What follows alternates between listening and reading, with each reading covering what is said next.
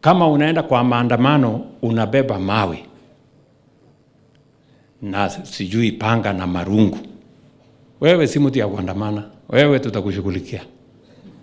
Na kuna tafadhali, tutakushughulikia.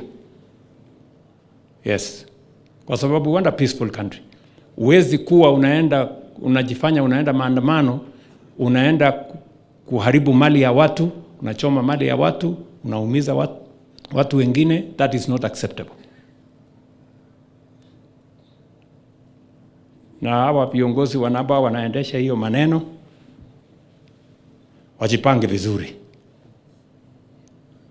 kwa sababu uweze kupanga vita alafu ungoje. Lazima we must explain ourselves, how is this thing going to work. Nakubaliana na yale yamesemekana ya kwamba we do not want a violent nation.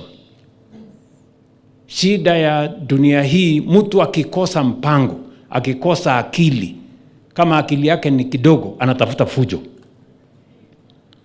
Ndio mnaona iko goons all over the place. Because our goons ni watoto innocent, wanatumiwa na wanasiasa bankrupt, mwenye hawana akili, anaenda anapanga fujo, napiga watu, naleta hasara.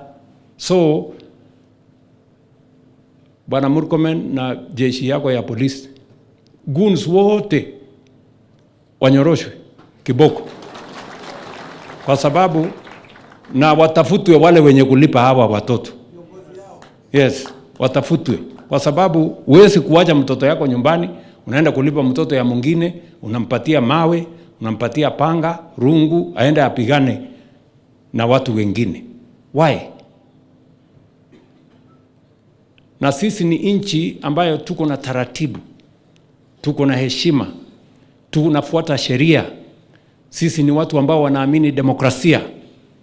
So, as an organized society, a responsible country, a society that believes in the rule of law, that respects the rights of everybody, we want going forward to respect the rights of everybody.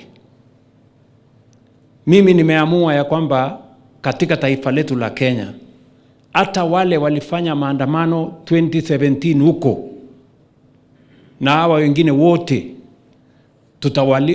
wale waliuawa tutawalipa fidia familia zao.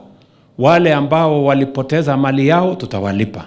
Wale ambao walijeruhiwa tutawalipa. Lakini tunataka kufanya hivyo ndio tufunge hiyo chapter, tuwe ni watu wangwana wa kutembea kama wanademokrasia, bila ya kupigana, bila ya fujo, bila ya vita, ndio Kenya iweze kusonga mbele.